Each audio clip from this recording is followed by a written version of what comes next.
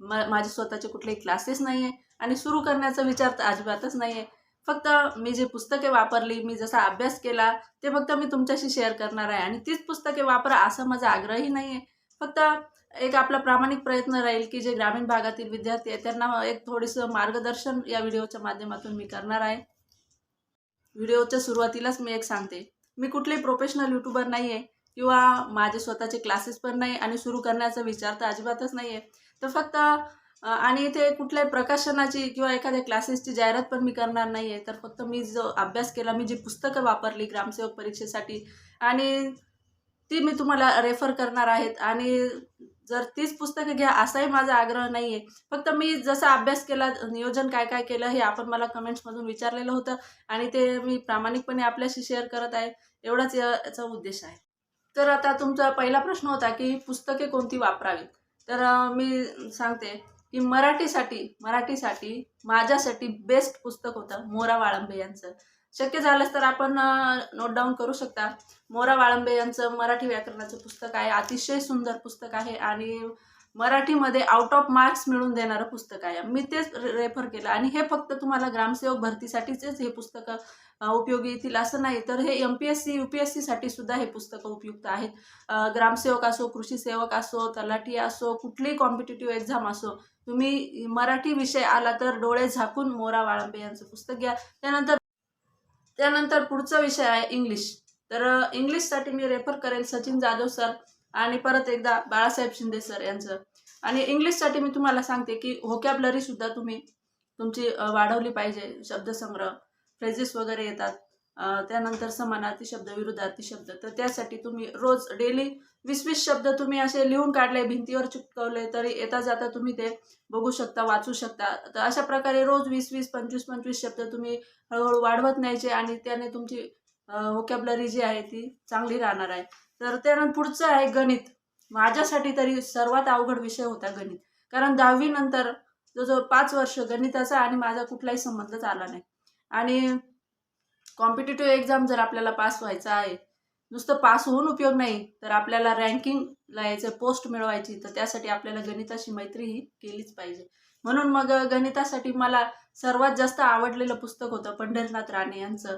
आणि त्या पुस्तकात छोट्या छोट्या ट्रिक्स पण दिलेल्या आहे की आपल्याला परीक्षेसाठी फक्त 120 मिनिटं म्हणजे 2च तास आहे आणि प्रश्न आहेत 200. तर मग आपल्याला नुसतं गणित येऊन उपयोग नाही, तर फास्ट आणि कमी वेळात ते उत्तर आपल्याला आलं पाहिजे. तर त्यासाठी पंढरीनाथ राणे यांचं बेस्ट पुस्तक आहे. मी वापरलेलं आहे स्वतः आणि अजून देखील ते स्पर्धा परीक्षांसाठी MPSC असो, UPSC सगळ्या प्रकारच्या परीक्षांसाठी त्या पुस्तकातून प्रश्न हे विचारले जातात. त्यामुळे गणितासाठी पंढरीनाथ राणे बेस्ट. त्यानंतर बुद्धिमत्ता चाचणी. आता होतं काय की आपला बुद्धिमत्ता चाचणीशी कुठलाही संबंध आलेला नसतो. आपल्याला काय सांगितलं जातं, फक्त मराठी, इंग्लिश, गणित आणि GK एवढं करा. परंतु त्या गणितामध्येच बुद्धिमत्ता चाचणी पण अंतर्भूत केलेली असते. हे आपण म्हणजे हाताळलेलंच नसतं ते. त्यामुळे तुम्हाला नुसतं गणित करून उपयोग नाही, तर बुद्धिमत्ता चाचणी पण करावी लागणार आहे. काही प्रश्न हे तर्क-वितर्क लावून, आकलनाचे अशा पद्धतीचे असतात की जे बुद्धीला ताण देणारे प्रश्न असतात.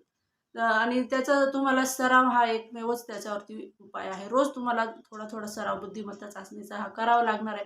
आणि काय होईल, एकदा का तुम्हाला जर ते सॉल्व्ह करता यायला लागलं, तर तुमचा इंटरेस्ट त्याच्यात अजून वाढत जाईल आणि मग हळूहळू तुम्हालाही त्या विषयाची गोडी निर्माण होईल. तर बुद्धिमत्ता चाचणीसाठी अनिल अंकलगी यांचं एक खूप सुंदर पुस्तक आहे. अगदी MPSC UPSC सुद्धा तुम्ही पास होऊ शकतात त्या पुस्तकाचा अभ्यास केला तर. आता आपली परीक्षेची काठिण्य पातळी कशी राहणार आहे हे आपण समजून घेतलं पाहिजे. की आता बघा, UPSCचे जे असते, समजा इतिहास जर हा विषय घेतला तर UPSCसाठी पूर्ण जगाचा इतिहास, भारताचा इतिहास, महाराष्ट्राचा इतिहास सगळं त्यांना स्टडी करावं लागणार आहे. आणि आता जर ग्रामसेवक भरतीचा जर तुम्ही विचार केला तर त्यात एक्झामचं जे असतं तर त्यामध्ये ते जाहिरातीत सांगतात की इतिहास हा फक्त त्या जिल्ह्यापुरता, भूगोल हा त्या जिल्ह्यापुरता, ज्या जिल्ह्याची एक्झाम आहे त्या. परंतु तुम्ही तसं करू नका. तुमचा व्ह्यू हा मोठा ठेवा. हा फक्त ग्रामसेवक भरती एवढंच तुम्ही डोक्यात ठेवू नका. तर आपल्याला यापेक्षा वरच्या लेवलच्या परीक्षा द्यायच्या आहेत, हा उद्देश डोळ्यासमोर ठेवून तुम्ही अभ्यास करा आणि पुस्तकं पण तशीच रेफर करा. कारण काय आहे, स्पर्धा खूप वाढलेली आहे आणि या स्पर्धेमध्ये आपल्याला टिकून राहायचं आहे, आपल्याला पोस्ट मिळवायची, आपल्याला फक्त पास व्हायचं नाही, तर रँक आपल्याला मिळवायची. तर त्यासाठी तुम्ही मी जे पुस्तकं सांगते तर ते तुम्ही रेफर करा. तर इतिहासासाठी आहे जयसिंगराव पवार यांचं. त्यानंतर कृषीसाठी आहे रंजन कोळंबे सर यांचं पुस्तक आहे. त्यानंतर आहे अर्थशास्त्र, कम्युनिटी ऑर्गनायझेशन, समुदाय संस्था. तर नंतर आहे शेजारील राष्ट्रांशी संबंध, वने, पर्यावरण, चालू घडामोडी, पंचायत राज, 73वी घटना दुरुस्ती, हे सगळे विषय. तर त्याच्यासाठी तुम्ही MPSCचं प्लॅनर किंवा तात्यांचा ठोकळा किंवा कृषी सेवक परीक्षेसाठी जे पुस्तक आहेत ते तुम्ही रेफर केले तरी चालतील. कारण हे सगळे विषय डीपमध्ये नाही आहेत, पण याच्यावर एक एक दोन दोन प्रश्न येणारच आहेत आणि त्याचे मार्क्स जाऊ नये म्हणून आपल्याला काय करायचं की जुन्या प्रश्नपत्रिका ज्या स्मार्ट स्टडीच्या ज्या आहेत ना त्या तुम्ही सॉल्व्ह करायच्या आणि त्याच्यातलेच बरेचसे प्रश्न हे रिपीट होणार आहे. त्यामुळे जुन्या प्रश्नपत्रिकांचा आपण अभ्यास हा करायचाच आहे आणि शक्य झाल्यास वेळ लावून टाईम लावून आपण ती सॉल्व्ह करायची की आपले सगळे प्रश्न सॉल्व्ह होत आहेत की नाही, किती प्रश्नांना आपल्याला जास्त वेळ द्यावा लागतोय आणि किती प्रश्न आपले राहून जात आहे. तर टाईम मॅनेजमेंट हे पण तुम्हाला यामध्ये करावं लागणार. तर अशा प्रकारे पुस्तकांची माहिती तर मी तुम्हाला दिलेली आहे. त्यानंतर विज्ञान हा एक विषय आहे. विज्ञानासाठी टेक्स्टबुक हे सर्वोत्तम आहे. तुम्ही काय करायचं 5वी पासून तर 10वी पर्यंतचे जेवढे टेक्स्टबुक आहे विज्ञानाचे तर त्याचे थोडंसं तुम्ही शॉर्ट नोट्स काढून घ्या आणि त्याचं स्टडी करा. आणि स्पेसिफिक असं पुस्तक विज्ञानासाठी नाही तर आपण जे MPSCचे प्लॅनर आहेत तर त्याच्यातून जे इथून मागे जे प्रश्न विचारलेले आहेत तर त्याचा स्टडी केला तरीसुद्धा तुम्ही विज्ञान विषयावरती तुमची कमांड मिळवू शकता. आता पुढचा विषय जो आहे तो म्हणजे चालू घडामोडी. तर याच्यासाठी कुठलं असं स्पेसिफिक पुस्तक नाही, तर याच्यासाठी रोज तुम्हाला अपडेट राहावंच लागणार. रोज 2 पेपर वाचा. त्यामध्ये क्रीडा, कला, साहित्य, राजकीय या क्षेत्रातील जे जे काही हायलाईट असतात ते लिहून काढा, एक वही करा आणि रोज क्रीडा क्षेत्रातील महत्त्वाची बातमी, समजा एखादा साहित्य संमेलन कुठे भरलं, कितवं साहित्य संमेलन, त्याचे अध्यक्ष कोण होते, तर हे सगळं असं शॉर्ट तुम्ही लिहित चला. क्रीडा क्षेत्रातील असेल, एखादा पुरस्कार दिलेला असेल तर तो कोणाला मिळाला, ते सगळं तुम्ही लिहून काढत जा. म्हणजे काय होतं की जेव्हा परीक्षा येईल तर तुम्ही फक्त ते थोडंसं ओव्हरलुक केलं तरी तुमचं ते लक्षात राहील. आणि लिहून काढल्याचा फायदा असा राहतो की तुमच्या ते तीनदा म्हणजे वाचल्याचा फायदा मिळतो. 100 बका एक लिखा असं आपण म्हणतो तसंच आहे. हे बघा पुस्तकांची लिस्ट मी तुम्हाला सांगितलेलीच आहे तरी सुद्धा परत एकदा सांगते. मराठीसाठी मोरा वाळंबे, बाळासाहेब शिंदे. त्यानंतर इंग्लिशसाठी सचिन जाधव सर यांचं आणि बाळासाहेब शिंदे यांचं. गणितासाठी पंढरीनाथ राणे, बुद्धिमत्तेसाठी अनिल अंकलगी आणि तात्यांचा ठोकळा एकनाथ पाटील यांचा. PSI STI ASOचा जो MPSCचा ठोकळा आहे तो सुद्धा तुम्ही वापरू शकता. GK साठी विद्याभारती प्रकाशन आहे. इतिहासासाठी जयसिंगराव पवार आहे. अर्थशास्त्रासाठी रंजन कोळंबे आहेत. कृषीसाठी कृषी सहाय्यकाचे जे भरतीचे पुस्तक आहेत ते तुम्ही रेफर करू शकता. त्यानंतर पंचायत राज आहे, ग्राम प्रशासन आहे. तर यासाठी देखील तुम्ही नागरिक शास्त्राची पुस्तकं पण रेफर करू शकतात. आणि सर्वात महत्त्वाचं स्मार्ट सिटीच्या जे प्रकाशन आहे त्याचं इथून मागे जे ग्रामसेवक भरतीचे पेपर झालेले आहेत ते सर्व कलेक्ट केलेले आहे. तर ते पुस्तक पण तुम्ही रेफर करू शकता. जुन्या प्रश्नपत्रिका सोडवणं मस्ट आहे आणि त्याच्यावरून तुम्हाला पेपरचा एक अंदाज येऊ शकतो की कशा पद्धतीने प्रश्न विचारले जातात. तर हे सगळं तुम्ही करायचं आहे. चला आता वळूया पुढच्या प्रश्नाकडे की अभ्यासाचं नियोजन कसं करायचं. आता अभ्यासाचं नियोजन कसं करायचं तर असं म्हणतात we fail to plan, we plan to fail. जर आपण नियोजन करायला चुकलो तर आपलं पुढचं सगळं चुकत जातं. त्यामुळे अभ्यासाचं प्लॅनिंग करणं खूप गरजेचं आहे. प्रत्येक विषयाला समान न्याय द्यावा. विषय आवडता असो किंवा नावडता असो, पर्याय नाही. आपल्याला जर पोस्ट काढायची आहे तर प्रत्येक विषयाशी मैत्री आपल्याला करावी लागणार आहे. तर त्यामुळे गणित असो, इंग्लिश असो, कुठल्याही विषयाला नाकं मुरडायची नाही आहे. प्रत्येक विषय हा आपलाच आहे आणि तो आपल्याला पोस्ट मिळवून देणार आहे हे डोक्यात ठेवून आणि त्या विषयाचा अभ्यास करायचा. 2 नंबरची टिप्स माझी लक्षात ठेवा. निगेटिव्ह गोष्टींपासून दूर राहा. आज लोक बरेच म्हणतात काय आता जागा कमी आहे, काय सिलेक्शन होणार आहे, काय अभ्यास करून उपयोग आहे.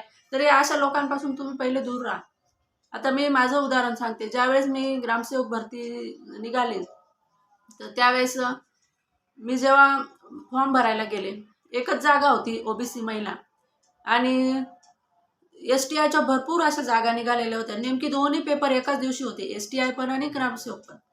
मग मी थोडासा विचार केला की ही माझ्याच जिल्ह्यातील भरती आहे, ग्रामसेवक भरती, आणि जर मी सिलेक्ट झाले तर माझ्या जिल्ह्यातच मला राहून नोकरी करता येईल, फॅमिली माझी डिस्टर्ब होणार नाही, हा एक उद्देश होता माझा. आणि मी ते जागांकडे मी लक्ष दिलं नाही. एक जागा जरी असली तरी म्हटलं मी एक जागेसाठी तरी मी फॉर्म टाकणारच आहे आणि अभ्यास मी चालू केला. भावांनो, हा मुद्दा खूप लक्षात ठेवा. अट्रॅक्शन पासून दूर राहा.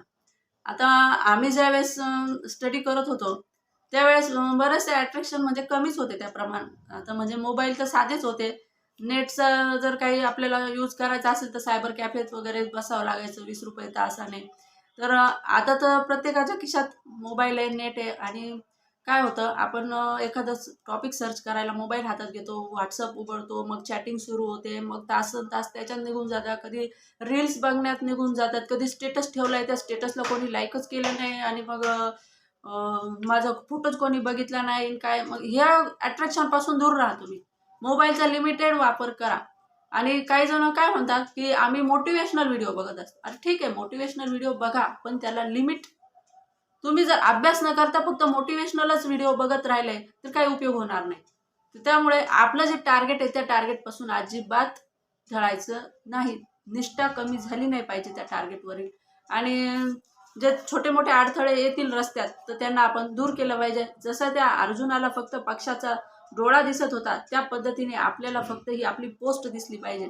आणि जोपर्यंत पोस्ट मिळवत नाही तोपर्यंत कुठल्याही अट्रॅक्शनला बळी पडणार नाही. वो बुलाती है मगर जाने का नाही. स्मार्ट आहात तुम्ही. त्यानंतर 4 नंबरची टिप्स माझी लक्षात ठेवा. मनगट मेंदू मनका मन यांच्यावरती नियंत्रण ठेवा. आता तुम्ही म्हणाल हे काय आणलंय नवीन, तर हे बघा, मनगट हे जे आपलं मनगट आहे याच्यात खूप ताकद आहे आणि ती आजमावायला शिका. 100 बका 1 लिखा असं म्हणतात ना, की जेव्हा पण तुम्ही परीक्षेची तयारी करता, आता गणित हा विषय आहे तो मला सांगा तुम्ही वाचून होणार आहे का काही, तर त्याच्यासाठी प्रॅक्टिसच तुम्हाला करावी लागणार आहे. तर विज्ञान पण आहे, त्याच्यात पण काही फॉर्म्युले आहेत, बुद्धिमत्ता चाचणी आहे, त्याच्यात पण कॅल्क्युलेशन आहेत. आणि मराठी इंग्लिशचं म्हणाल तर ज्या काही वेळेत तुम्हाला प्रश्नपत्रिका सोडवायच्या आहेत तर त्याच्यासाठी पण तुम्हाला लिखाणाची गरज ही पडणार आहे. तर तुम्ही फक्त वाचन एवढं करू नका, तर लिखाणावरती पण तुम्ही भर द्या. त्याच्याने काय होईल की जे तुम्ही वाचताय ते 3दा वाचल्याचा तुम्हाला अनुभव मिळेल, म्हणजे मनन पण होईल, चिंतन पण होईल. म्हणून 100 बका 1 लिखा म्हणून हे मनगट जे आहे ना तर याचा वापर करा. त्यानंतर आहे मेंदू. मेंदूला रोज खाद्य पुरवा. आता हे काय नवीन, तर बुद्धिमत्ता चाचणी यामध्ये आहे. आणि रोज तुम्ही मेंदूला ताण येईल, मेंदूवरती म्हणजे त्याचा वापर होईल असे प्रश्न रोज तुम्ही सॉल्व करा. मेंदूला जेवढं खाद्य तुम्ही पुरवाल तेवढा तो ॲक्टिव्ह राहील. म्हणून बुद्धिमत्ता चाचणीचा तुम्ही सराव करा, पैकीच्या पैकी मार्क्स तुम्हाला मिळतील. त्यानंतर मनका बघा, सगळ्यात महत्त्वाचं आहे. तरुणपणीच काहींचे मोबाईलमुळे मनके वाकून गेलेले आहेत. तर हे सांगायचा उद्देश माझा हा आहे की रोज तुम्ही योगा करा, प्राणायाम करा, थोडंसं शरीराकडे लक्ष द्या. रोज जास्त नाही पण 20 मिनटं 30 मिनटं तरी तुम्ही आणि व्यायाम केला पाहिजे, प्राणायाम केला पाहिजे. त्याच्याने आपली एकाग्रता वाढते, आपल्याला कुठल्याही व्याधी होत नाही आणि आपण अभ्यासासाठी फिट राहतो. आणि परीक्षेच्या वेळेस जर 8-15 दिवस आजारी पडला तर हे परवडणारं आहे का तुम्हाला? त्यामुळे आपण फिट राहायचंय, आपली स्वतःची काळजी घ्यायची. त्यानंतर मन, सर्वात महत्त्वाची गोष्ट. मन उडू झालं तर हे मन उडू द्यायचं नाही आहे, तर ते फक्त आपल्या अभ्यासावरतीच केंद्रित करायचं आहे. आणि मनावरती जो कंट्रोल ठेवतो तो जीवनात यशस्वी होतो. त्यामुळे आपलं मन हे फक्त अभ्यासावरच. आता मी जेवढे पुस्तकं सांगितली तुम्ही ती सगळी पुस्तकं घेतली, सगळी तयारी केली, पण मनच जर तुमचं भरकटत असेल ना तर मग काही उपयोग नाही. म्हणून सांगते की मनावरती नियंत्रण ठेवा आणि फक्त अभ्यास जोपर्यंत पोस्ट मिळत नाही तोपर्यंत इतर कुठल्याही गोष्टी नाही. सगळं मन, तन, धन सगळं काही या अभ्यासाकडे लावा. पोस्ट तुमचीच आहे. धन्यवाद. मन करा रे प्रसन्न, सर्व सिद्धीचे कारण. पॉझिटिव्ह थिंकिंगने अभ्यासाला सुरुवात करा.